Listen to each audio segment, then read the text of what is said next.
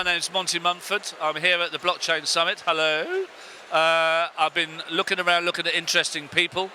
I write for BBC, Forbes and The Economist, trying to find interesting people, interesting times. And I met this amazing woman called Zhang, who's going to talk to us about gambling and the blockchain and crypto. And apparently she's quite provocative. So let's see what she has. Jane, over to you. Hi everyone, I'm the founder and the CEO of a Shanghai-based company called ShellPay. And we are a blockchain company. And we try to use the technology to bring freedom to everybody, like freedom to gamble. That's what we do. So the freedom to gamble. In the UK recently, we have a thing called FOBTs. Fixed odds betting terminals. Apparently they're responsible for 2 suicides per week. So gambling, surely that's a problem for people. I agree with that, but I think what is more important is freedom. Like people should have the freedom to decide whether to be stupid or not. You know, I agree gambling a lot of time is very stupid. But I think for government to, like our parents, try to save us from ourselves is ridiculous. There's something called self-restraint and self-responsibility. And if somebody don't have that, I think they should be responsible for themselves and bear the consequences of their choices. For me, I don't like government regulating things. I think we have the right to choose and the freedom to choose. So for me, it's a philosophical issue that we have the right to choose. And yeah, I understand the government is trying to save us from ourselves, and a lot of people like me don't like it. So we are developing this technology called blockchain. So it's a decentralized technology that government cannot shut it down. So we can bet and do whatever we like on blockchain. But I would put something else into the mix. What about banks? There are challenger banks in the UK, such as Revolut and Starling Bank, that recently announced that if they saw someone using their card on these machines, or effectively fruit machines, they will stop them from gambling. Half of me says that's a great thing. Half of me says that's effectively what you're saying. What do you think about the banks, not the governments? As an industry person of blockchain, we think our job to eliminate bank to begin with, because banks is such a disaster that created economic crisis in a lot of ways, and then they are not very efficient, and then they have choices of who they do business with. So we say haves and have-nots, right? We even know that most of the people on this earth are unbanked, because banks don't want to do business with them because they don't have money. So for a blockchain person, we are creating a peer-to-peer network that come with a wallet. Everybody on blockchain's ID is a wallet. So they automatically can participate in economic development. So that's what I think. I don't think a bank is even necessary. What does the blockchain solve?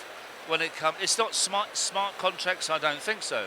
But what does it solve? What's the blockchain got to do with it? I don't see how blockchain's involved. In gambling, I think the code is law and it's open source. So you're not worried I trick you on certain deal. And then you know what is the deal, and then you agree to bet against me or bet with me, right? So I think a blockchain created a smart contract mechanism that everybody think that I can lose or win, but I don't want to be tricked. So that is a fair gambling proposition here. I'm still confused about blockchain and smart contracts.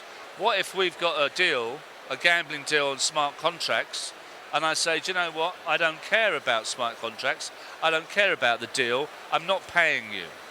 And then still, to this day in UK law, a bookmaker doesn't have to pay you.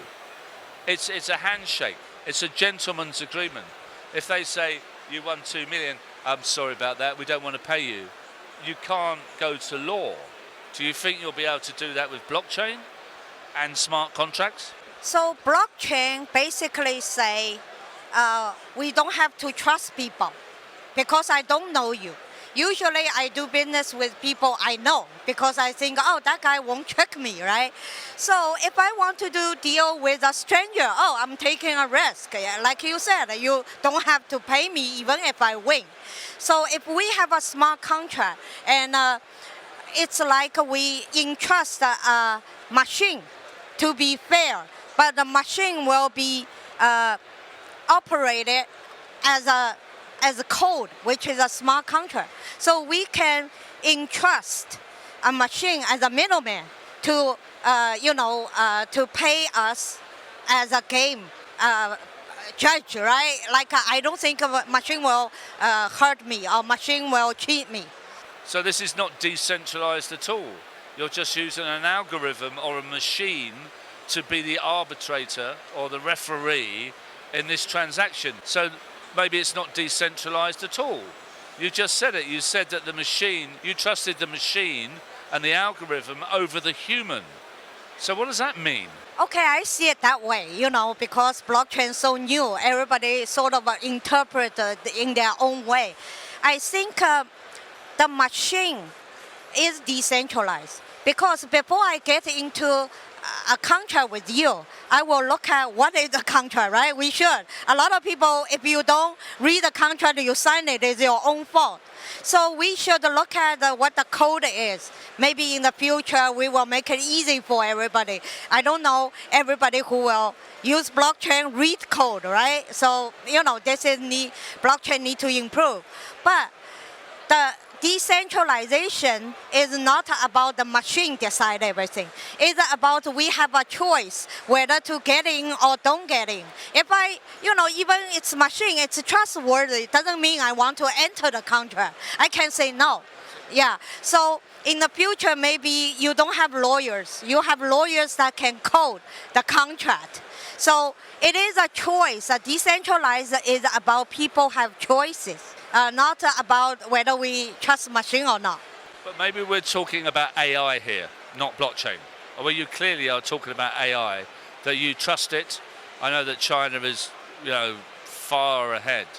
So how would you put blockchain and AI together? That's a very interesting, I like to think it's a very interesting question. What's your answer? I think AI actually it's a database. AI need to be trained by large amount of data. So right now you don't see AI is really taking off. We have a data issue. Whose data? So, like Facebook, they are going to maybe sell our data to train an AI. We don't even know, right? And it is scary on my side. What if they created an AI that will be against me, because they have my data. So what I see blockchain here is to make sure the data is protected. And then when we want to use our data to train AI, it's our consent. And I know what this data is going to be useful. Or I just don't know. What if they create an AI that will know everything about me and will be against me one way or the other? That sounds scary. So I think it's about data security. So it doesn't matter if we destroy ourselves through gambling. There's something else going on here that's maybe bigger than any of the stuff that we've spoken about. Agree with you. So I think as a human being, we should always do experiment. And then, because if we give new set of conditions to a human that we never done that before, we don't know how our humanity will act. So rather than let the machine take over, we should have these baby steps of testing to see what we as a human will react. So in my company, I hire anthropologists because I think it's very important when we give people new set of conditions or new set of possibilities. We want to see we as human, how we act. I think it's important. Well, I think we're going to come to the end. It sounds like to me as if it's the ultimate disruption of everything. We're going to rewrite the 10 Commandments. We're not going to go to Mount Sinai, see a burning bush, or Moses. We're going to write the 10 Commandments for AI, humanity, blockchain, gambling. It was lovely speaking to you. I could talk to you all night long, all day long, and thank you. And I hope you enjoyed that. She's awesome.